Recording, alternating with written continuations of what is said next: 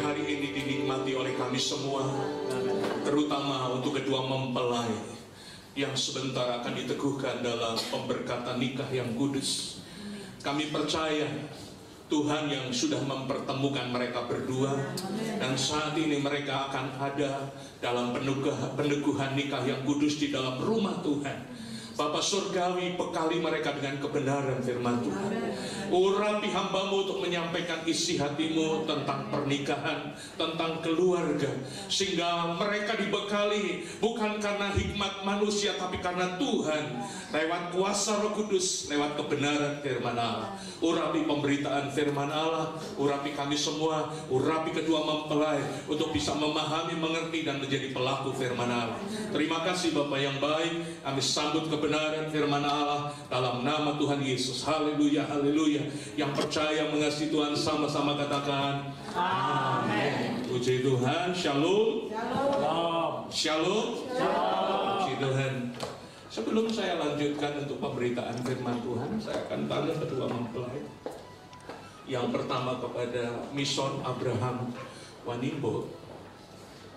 Engkau masuk dalam pernikahan atas kehendak sendiri, atau karena dorongan orang lain, atau dipaksa oleh orang lain? Boleh dijawab. Atas kehendak sendiri, atau dipaksa, atau terpaksa? Kehendak sendiri. Olvi, Margareta Kumendo, apakah engkau menikah hari ini karena terpaksa, dipaksa, atau karena kehendak sendiri? Karena kehendak sendiri. Sebab kalau terpaksa, saya batalin hari ini. Saya tidak akan khotbah. Saya sudah siapkan jauh-jauh hari, ya, bahwa pernikahan itu atau keluarga itu adalah kehendak Tuhan. Saya akan baca di dalam Kejadian pasal yang kedua. Dari Kejadian pasal yang kedua, mulai ayat yang ke-8. Ayatnya cukup panjang, tapi saya akan baca bagi kita semua, terutama untuk kedua mempelai.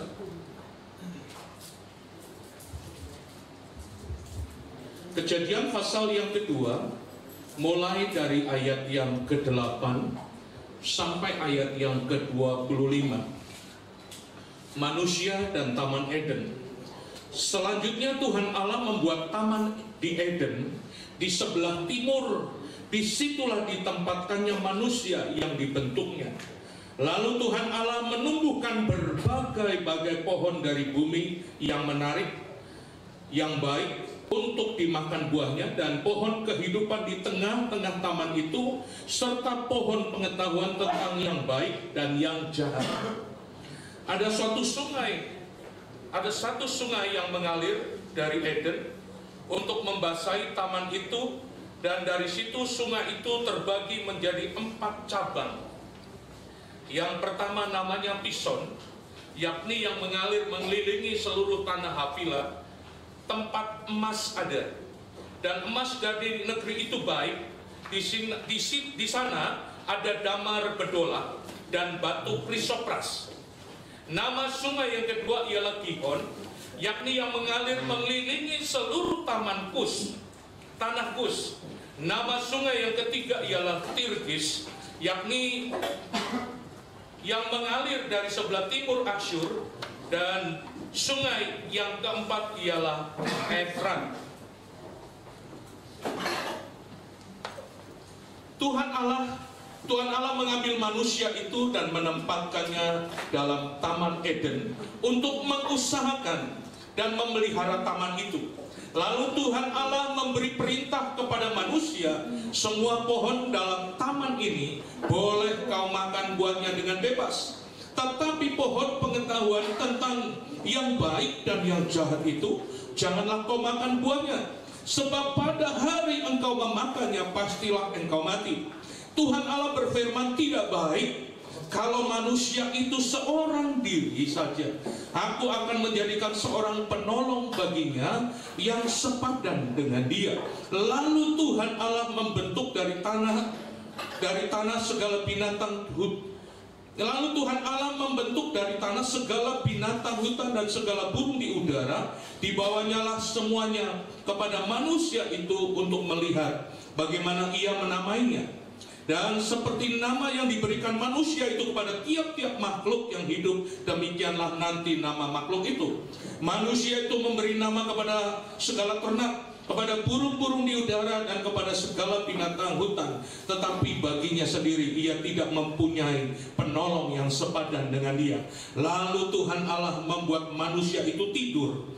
Tidurnya, ketika ia tidur, Tuhan Allah mengambil salah satu rusuk daripadanya, lalu menutup tempat itu dengan daging. Dan dari rusuk yang diambil Tuhan Allah dari manusia itu, dibangunnyalah seorang perempuan. Lalu dibawanya kepada manusia itu, lalu berkatalah manusia itu, inilah dia tulang dari tulangku, daging dari dagingku. Ia akan dinamai perempuan sebab ia diambil dari laki-laki. Sebab itu seorang laki-laki akan meninggalkan ayah dan ibunya dan bersatu dengan istrinya, sehingga keduanya menjadi satu daging. Mereka keduanya telanjang, manusia dan istrinya itu, tetapi mereka tidak merasa malu. Di ayat yang ke-18, Tuhan Allah berfirman, tidak baik kalau manusia itu seorang diri saja. Aku akan menjadikan penolong baginya yang sepadan dengan dia. Tuhan berkata tidak baik manusia seorang diri. Berarti Tuhan memprakasai keluarga. Amin, saudaraku.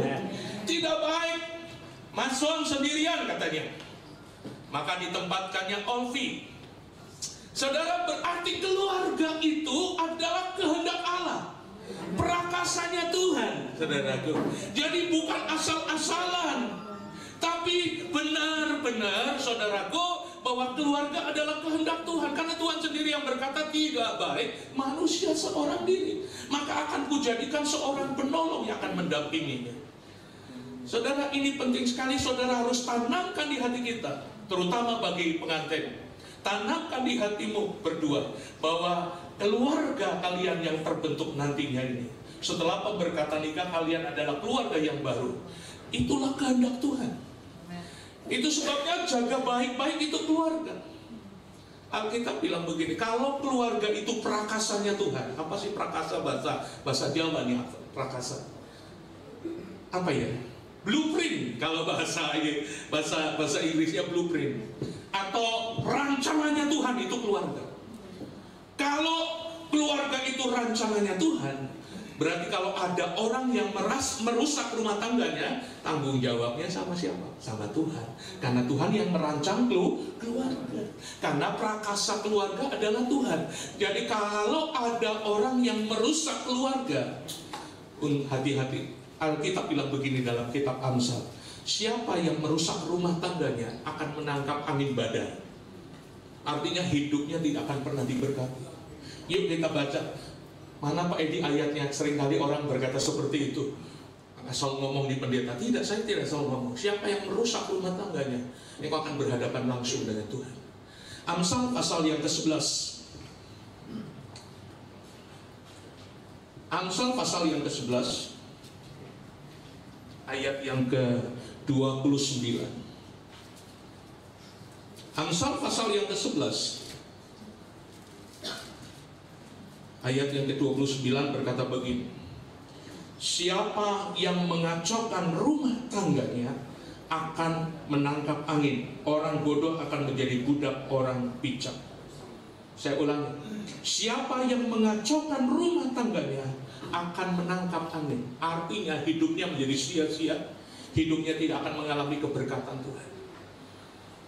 Kenapa sih orang yang mengacaukan rumah tangganya akan menangkap angin? Karena rumah tangga tadi prakasanya Tuhan, atau rancangannya Tuhan. Jadi kalau kita mengacaukan rumah tangga kita, berarti saudara sedang mengacaukan rancangan Tuhan dalam hidup kita.